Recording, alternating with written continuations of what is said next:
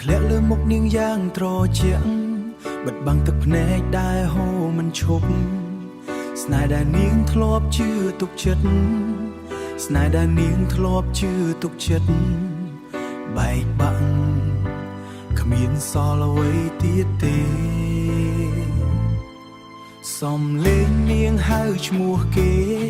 តែគ្មានអ្នកណាឆ្លើយតបវិញបេះដូងដែលធ្លាប់កក់ក្ដៅ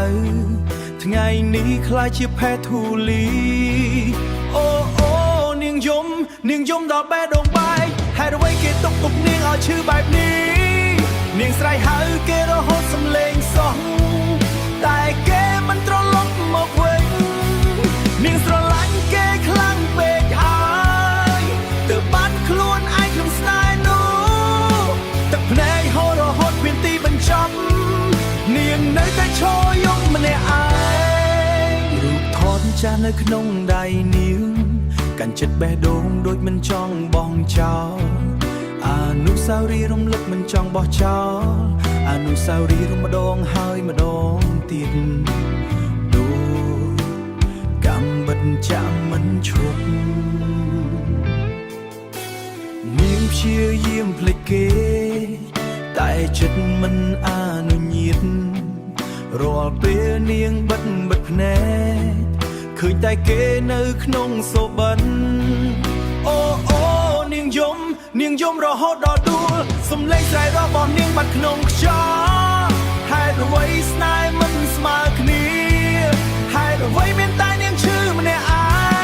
ងបេះដូងនាងបែកជាបំណាច់ណាយគ្មានអ្នកណាមកជួយទេនាងស្រែកហៅគេជាចុងក្រោយតែមានតែភាពស្ងៀមត្រលប់វិញបើគេសំឡេងនាង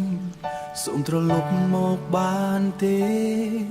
នាងមិនចង់រស់ដោយគ្មានគេទេ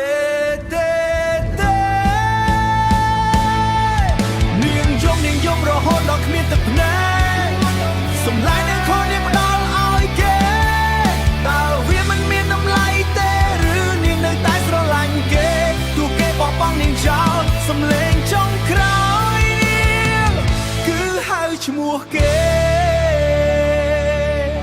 នាងនៅតែយំមិនមាននរណាឮ